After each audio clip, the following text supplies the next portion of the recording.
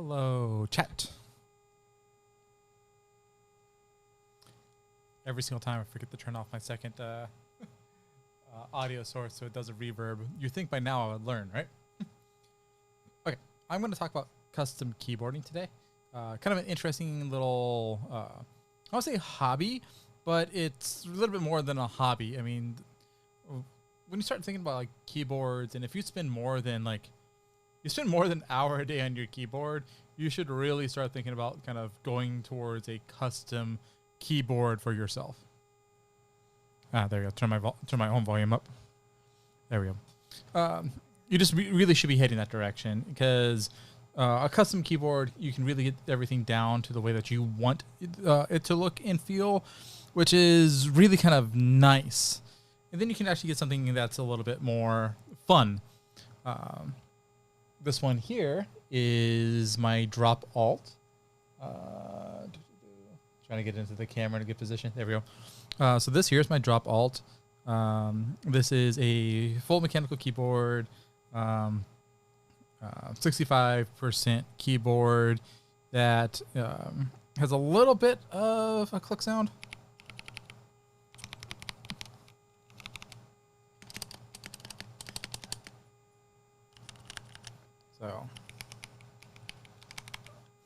So this is my 65% Drop Alt. So Drop itself, they're kind of an interesting organization. They make and do collaborations with all kinds of things. Now, interesting, not everyone in the high-end custom keyboarding likes the Drop Alt because it does have a little bit of some issues. There's some things you can't really change out about it that are that you can do at lower price boards. This board itself is an expensive board. I'm just going to kind of straight up say it. Like, for your first board, it's a hard argument to go for an alt. It's about a $200 board. And for something cheaper, you can do more things too. And that's what I'm about to show you.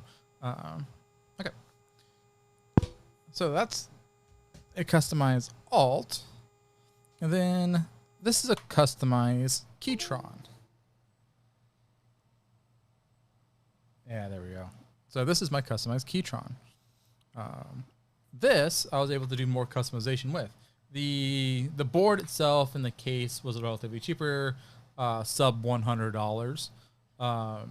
But I'm able to change out and do so much more with this board than just changing keycaps. I can also change out the switches on the alt, but I haven't done that yet on that one. This one has a complete switch change. Here's some sound.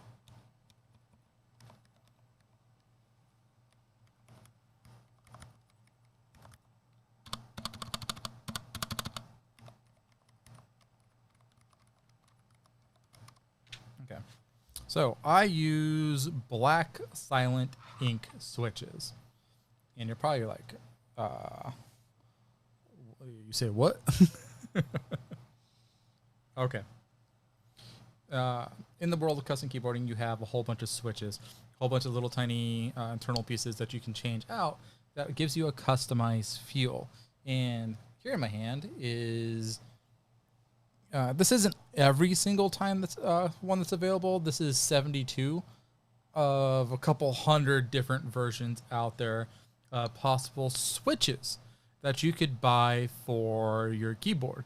And each and every single one of these all have a completely different feel. They interact a little bit differently. You have linear switches like this red switch here.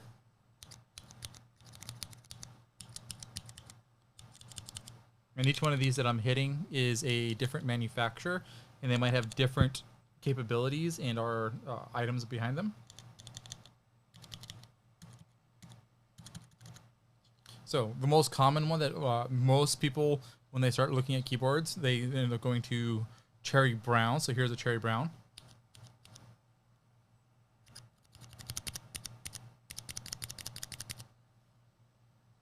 Gatron browns.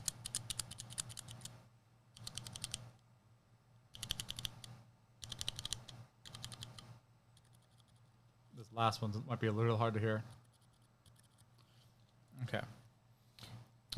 Cherries are probably the most popular brand out there in the world. Most people end up buying Cherry for their very first times. Here's blues. These are also called clickies.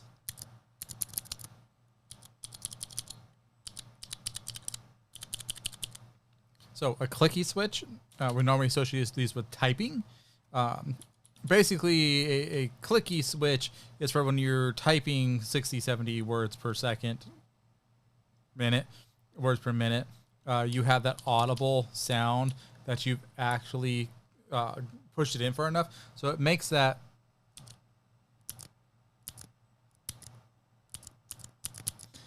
So it makes that little click. And when you hear that click, you know that the key's actually been pressed. Versus if I go to a Gatron Silent Black, there is no click.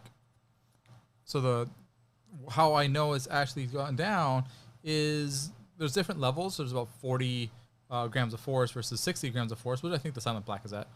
And at 40 grams, which you can't hear or feel, that's when the switch is actually turned on and it sends a signal for it.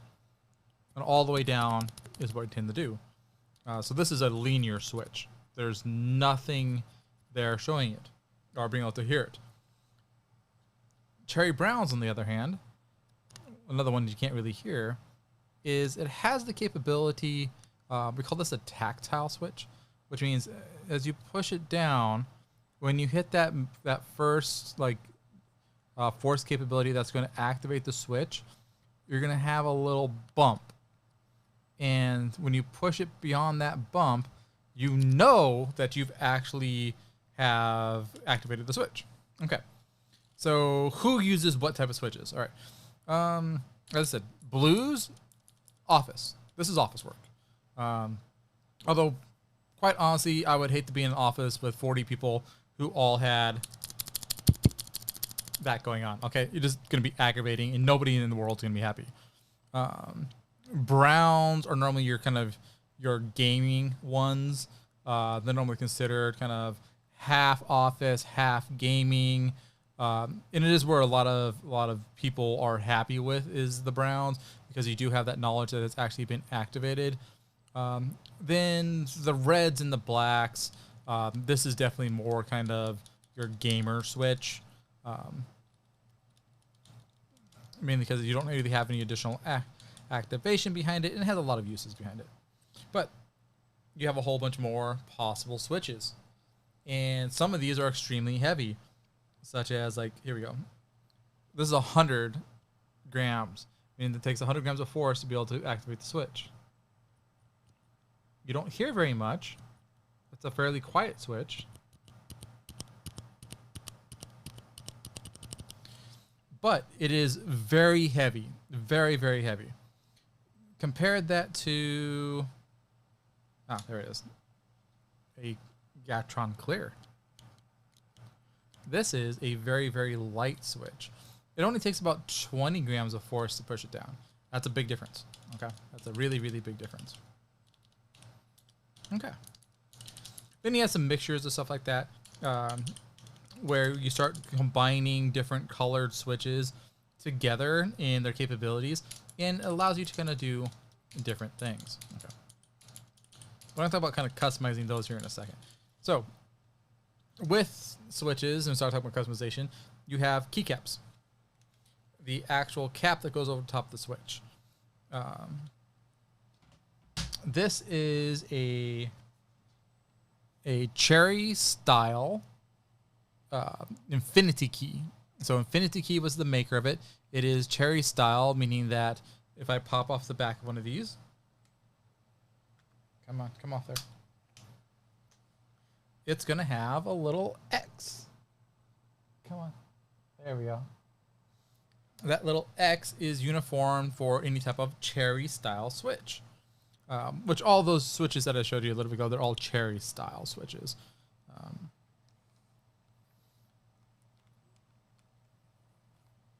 Okay. And a Cherry style switch just means that if we were to look at it from an angle, you see it has that uniform profile going all the way down. Yeah, that's a Cherry style profile. Okay.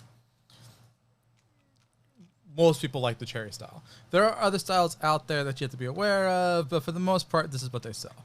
Then they sell in two different type of qualities. You have the PBT, and then for life of me, I can't remember what the second one is. But basically, there are two different styles that you have to be aware of, and one of them does better with impurities type of thing. So not impurities, like this switch set here, these keycaps aren't really going to discolor from finger oil, nor is it that finger oil even going to show up on them ever. That's kind of the purpose behind them. But you also have a possibility of not having quite as vibrant of colors. And you're not going to have what we call shine through most of the time. So shine through is when you have the RGB and it comes up through it. Now you can do it. I'm not saying it's not possible, but I'm saying you're less likely to see that. And for ones like this or this keyboard, let me go ahead and turn on my colors. The RGB is not going to be quite so identifiable on it. Like even now in the camera, you can barely even see the RGB. Like it's there, I promise you, it's on. But you're not really going to see it too much just because it's not shining through the keycaps. All right. We can mod switches. We can do all types of modding for our switches. And I'm going to do a little bit of that today. This is kind of show you what these do. But I'll go through kind of these different pieces. And we can I'll tell you what each one of these does. Okay, first thing.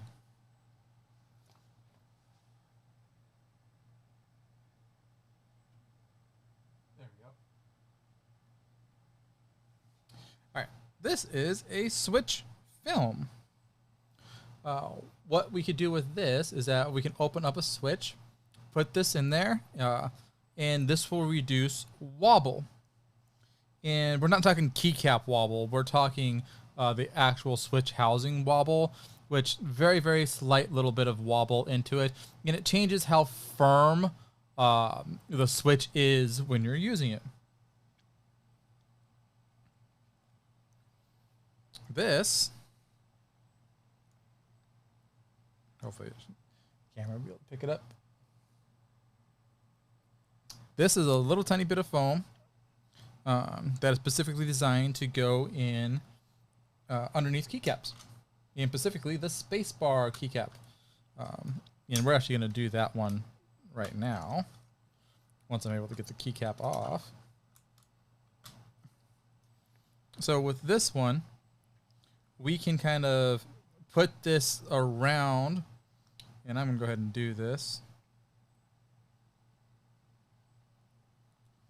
So we can be able to put this on our keycap, and it's going to kind of help deaden the sound. And you're probably like, why would we want to do that? Well, it gives kind of that clicky sound that was there from using the switch. This is going to kind of help take that away. Now, I have one for both sides, and I'll show you what it looks like here in just a second.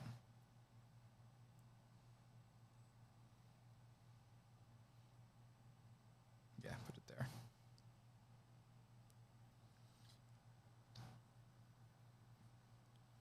Got that little sticky part in it. And we're going to put these underneath here. Okay. Now, if you look, now our keycap for our spacebar is going to have a little bit better sound. Let's go ahead and put this back on there, and then I can kind of have you listen to what that sounds like.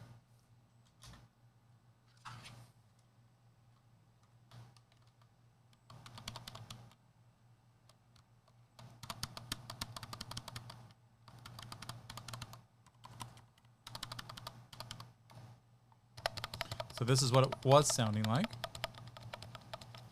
This is what it sounds like now.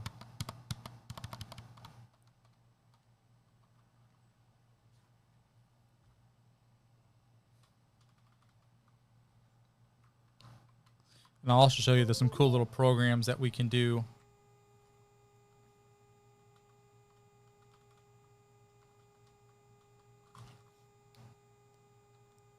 have to push that one down further.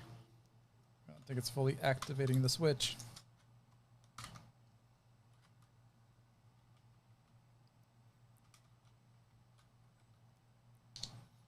Let me take a look at something.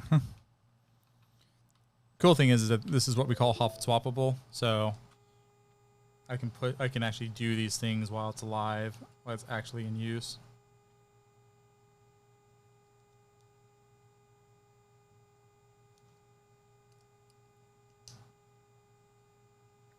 So right now I'm just trying to push it down a little bit farther on it.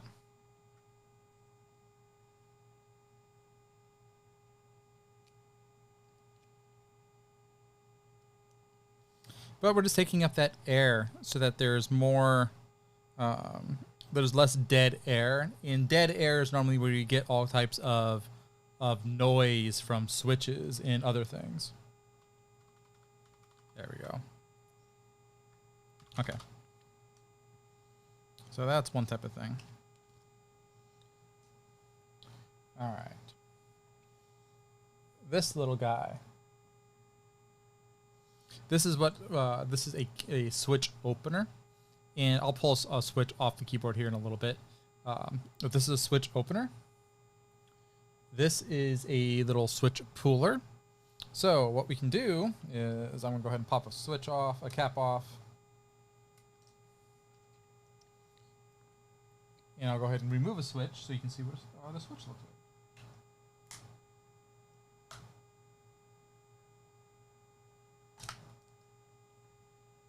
Okay, so this is the switch.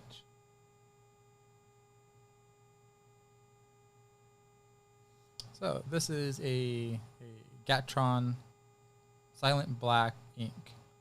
So you can hear it. Nearly silent, very, very quiet, and we can do all types of things with this. But first, I'm gonna go ahead and open it up. So if you know, it has all these little ridges on it.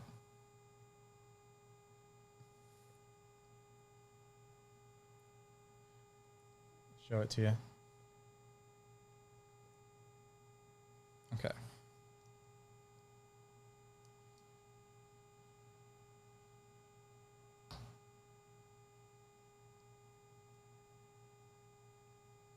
Okay. So let's show you the pieces of a switch. Okay. I know, I keep on saying okay. It's because I'm doing little things at a time. All right, there's the top casing.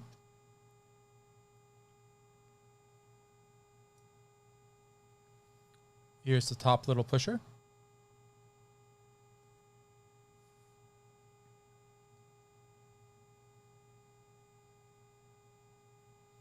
It comes with this little tiny spring.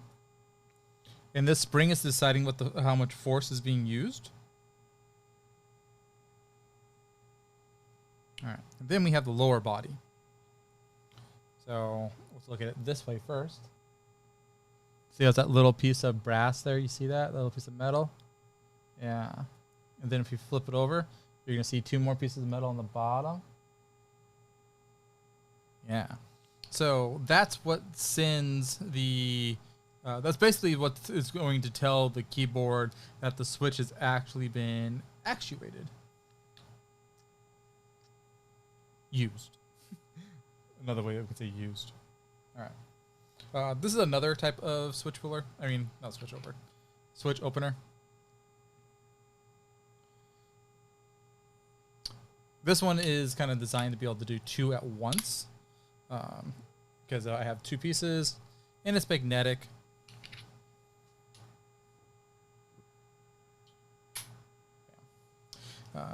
Good looking design. I'll be honest, kind of a shit experience with it though. All right. Must need for this a little tiny base station. So I have a different base station that I'm actually going to use. This is my other one if I'm going beyond a couple caps. Okay. Let's show this next.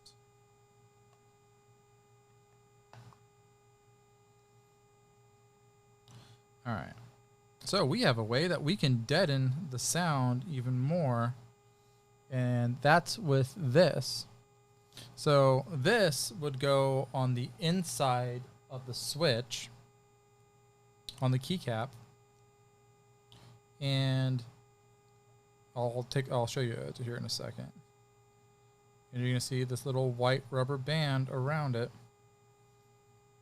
This will help silence the cap. You can see that little, hopefully you can be able to see that little white band that's sitting around it. Okay. So that little white band's gonna help silence it when we finish what we're about to do. Okay. Let me show this next. More foam. Okay. So I'm gonna keep on bringing up foam. And I haven't done to this keyboard yet, and it's something I'm probably gonna do, but it's not, I could do it on a stream, but this could take me hours and hours and hours to do. I can take foam like this here, and I can attach it to my board. And when I'm doing that, I'm going to kind of take up that airspace. The more that airspace that we kind of take up and we it's not there to be able to utilize, the better that it's going to sound overall. Okay. All right. What's the last thing I want to show? Okay. So one other thing I'm going to show is lube. It is very common to lube your switches, and I'm going to use some 205G zeros. This is where I'm getting used to something. I'm learning something new for myself. This came recommended for anybody who's just starting out about it. We're going to lube a couple pieces inside of our switch, and by doing so, we are going to kind of get rid of that friction aspect of the switch, which will make it smoother. Okay. And I'm gonna do at least probably 2 or 3 of these switches here. We're just gonna use the simplest paint brushes that we have available to us, and we're gonna try our absolute dangdest not to get ourselves too dirty. Okay. All right, so we're gonna take a very, very small amount, and we're gonna kind of make it even smaller, to be honest with you. We want it barely coated, and we're just gonna kind of brush it across there. We're just gonna go all the way around the inside. We don't want this on the outside. We just want this on the inside of the switch.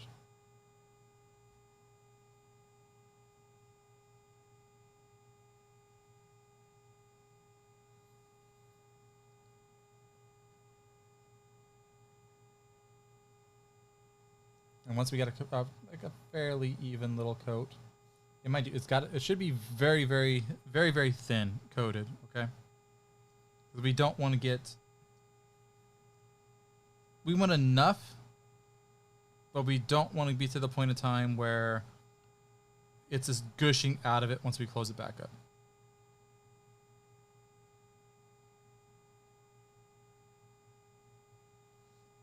Okay, we're going to do a little bit on the inside. We're going to come around anything that's basically going to have friction points. We want to be able to use it there. We don't really want to get the metal, but you need the plastic. Okay. So we got the 4 sides on that. Let's put that down.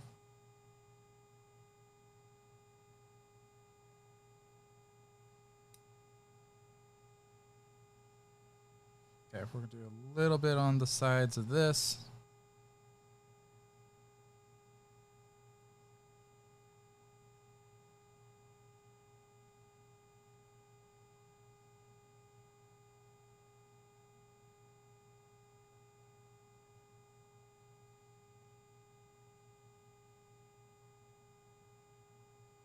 Again, not so much that it's dripping from it, just to get it coated.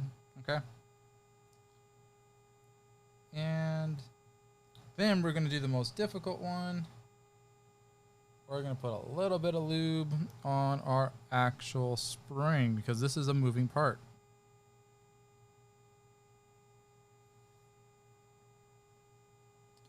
So there's a couple ways that we can lube a spring, and we're going to kind of just do it by hand right now. A lot of people, if they're going to do the full set, which in the long run is what I'm going to end up doing, is I'll pull all these apart, pull the switches out, and then put them in a little baggie and shake them. That's literally what you do to do switches. All right, now we're going to put this whole thing back together again.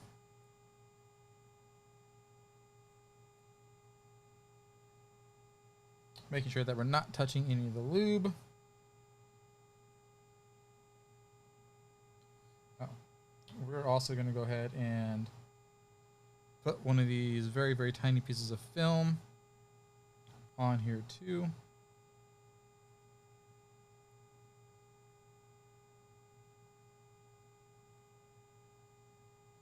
There we go. Take that.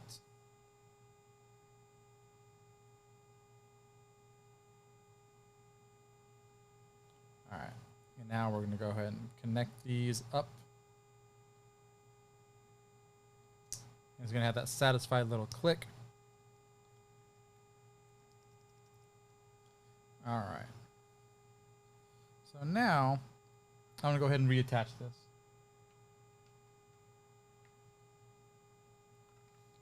Let's show you the board here really quickly, where that spot is. You notice how it has a couple holes in it? That directly reflects the holes that are back here. So this is kind of a 5-pin. We have the two brass pieces, the thick middle, and the two on the sides. So this can only go in one way. This also means that this board, like the pins and stuff like that, are gonna do a good job on it. All right. We don't want to bend anything, so I'm gonna move a couple things here really quickly.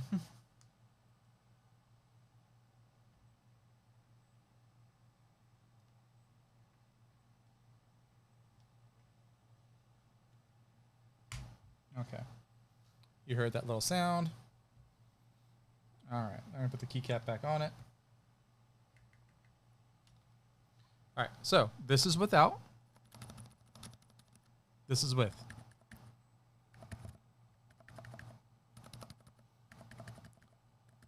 Two very different sounds. And you can't tell any difference of them. Okay. Let me show you one other thing with this, and then I'll probably do one more switch. Well, there's a cool little thing, a cool little toy that we can do. Not toy. Toy's not the right word. A cool little way that we can check to make sure that our switch still works. Because, you know, you don't want to build an entire switch and realize, or go through all this work, and you realize that, you know, none of it freaking works.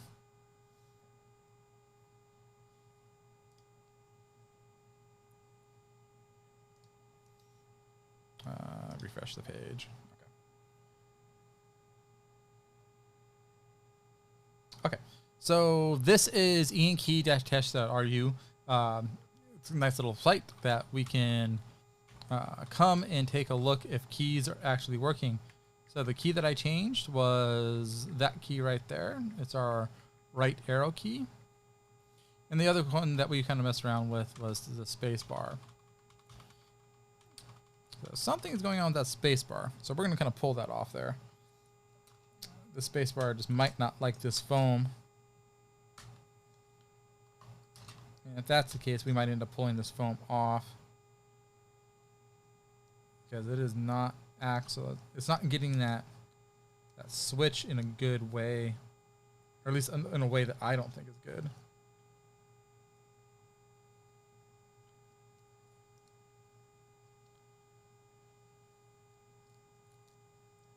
It could be that I put it on the wrong ones. Okay. Let's try that again.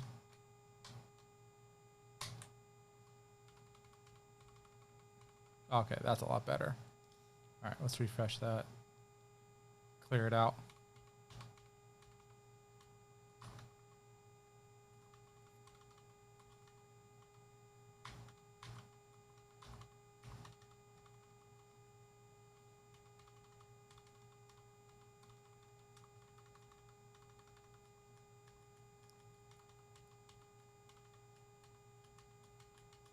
All right, that's actually going pretty good. Okay. All right, so basically you would use a little tester like that to make sure everything is working, which in this case, it does. Yay. Uh, so, yeah, this is what you kind of do. You kind of go back and forth with these things. And this is a very time-consuming process. This isn't one of these things that you kind of do and you get it done in 30 seconds type of thing. You're going to take... you're going to take some time to actually do this because you want it to do it right. So you need to make sure every time you pull a switch that you're actually, that it's actually still good and it works. I'm doing a little bit of one by one things here, which is fine. That's okay. But if I was going to be really serious and wanted to do this whole board, I would probably sit down with 4 or 5 hours worth of time, and I would sit here and like individually pull all the caps off, and then I'll pull all the switches, and then I'll kind of create a workflow of product to get this all done, because you don't want to sit here forever kind of going over these.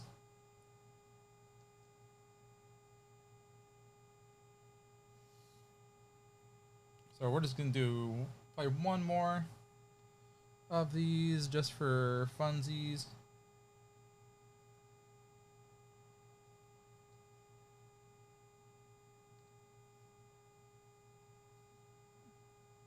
All right, let's do...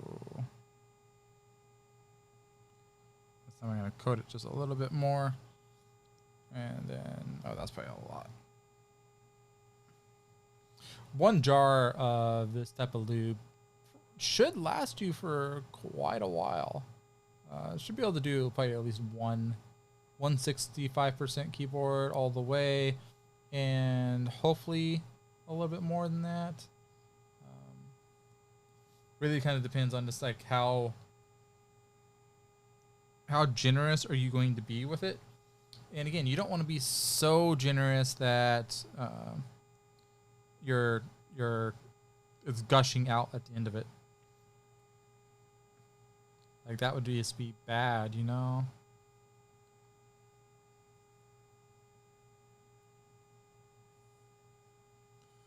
Yeah, the big thing is you got to get the friction points.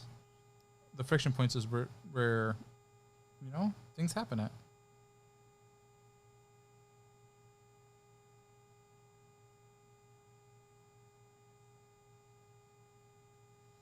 All right, we'll get that spring. So, could I pay somebody to do this for me?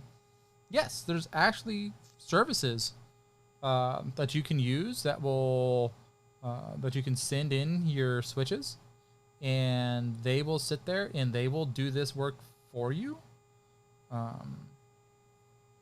have never used those type of services. This is really my first real big switch Aluza here.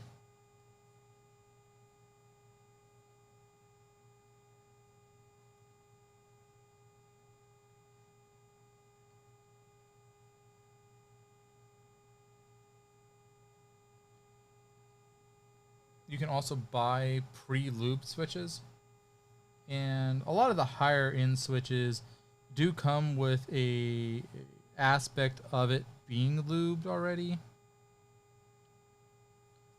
That's just kind of part of what all this is, part of this hobby. So the more money you're willing to put down, the more likely everything's gonna kind of be done for you. But the more you're kind of willing to sit here and build your own, the more likely you're going to get exactly what you want. Oh, come on, Ryan. You can do this. Trying to put a little tiny piece of film on that and it's being a butt. Oh, come on.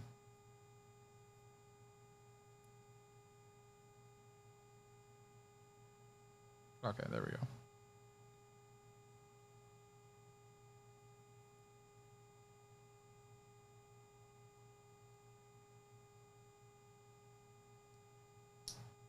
All right. Did this whole thing. Yeah, as I was moving it, that piece of film decided it wanted to come undone, so we're gonna have to take it apart and fix that because that could cause issues.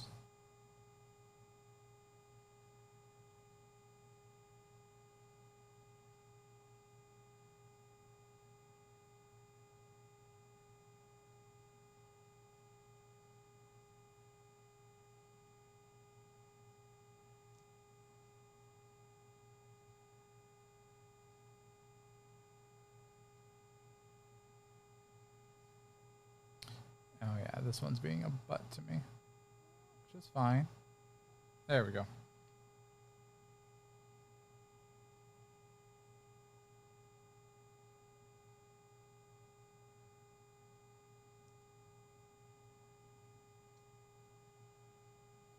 All right, there we go. Bam. Okay. Nice and straightforward. Let's go ahead and put this one back in.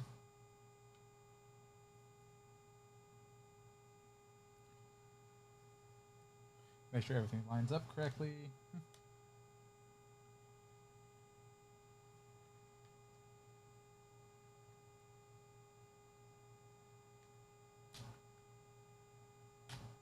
All right, there we go. Put our keycap back on. And because we want to make sure that everything still works, we're going to go check my checker again. Yep, everything is fine there. Okay. I'm going to seal this stuff up. All right, so one last thing before I kind of go off on this, let me start for today, is you don't want to go and customize every single key right from the get-go. You don't want to do that.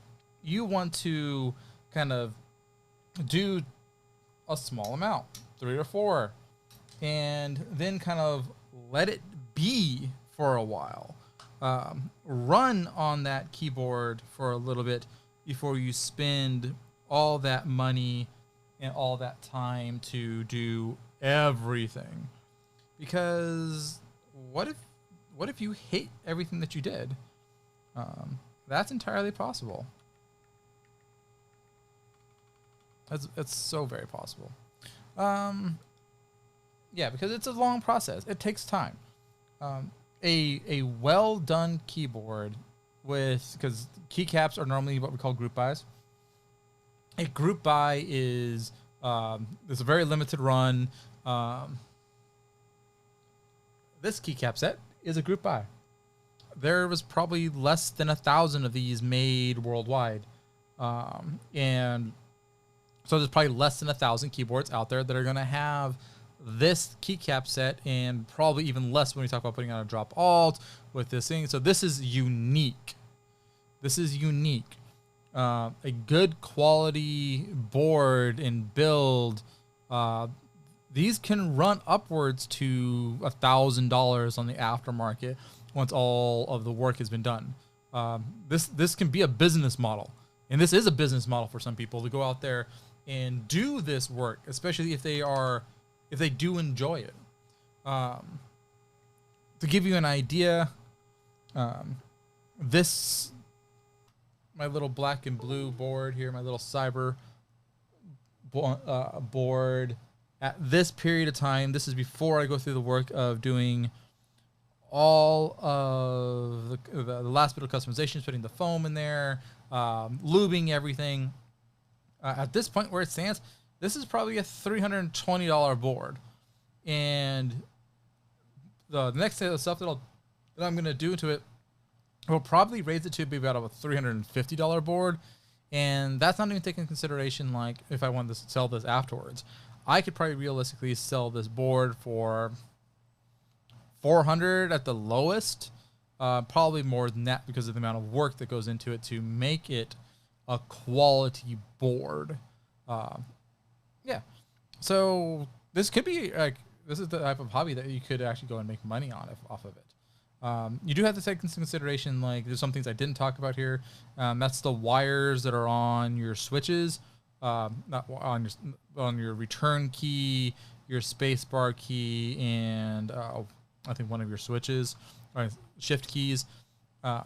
They have specific wires, so you can kind of upgrade them. Then we get into the aspect of hot swappable versus solderable boards. Both the boards that I'm using here are hot swappable. They are absolutely fantastic. It means that I can live change them. I mean, like, I can literally have this board plugged in and be able to pull the keys in and out of it, and it's going to work perfectly fine. You go solderable boards. They're a little bit more firmer, and you can kind of get to choose individual plates, but you got to know a little bit about soldering. Entirely possible, and you can get some very, very unique stuff that's out there for them. Then choosing the individual switches and the keycaps on top of it. There's so many choices. So many choices. Which kind of goes back to my original comment way back at the start of this, is if you're sitting in front of a computer and you're using a keyboard more than like an hour a day, buy a custom keyboard. Get that keyboard the way you're going to use it. It's kind of like the chair that you sit in, all right? If you sit in your chair not 24 hours a day, 8, 9, 12 hours a day, you want your butt to be in a nice seat, right? You're going to pay to have a nice chair for your butt to sit in. Why aren't you paying for a nice keyboard for your hands? So that the way that you want to type is how the keyboard is interacting with it. So yeah, take that into consideration. All right, that's kind of going to be it today. I will probably do another day like this in the future. Well, once I actually finish completely customizing this board, but I do have to kind of take it apart. And I want to put these in there, fill up any of those gaps with foam.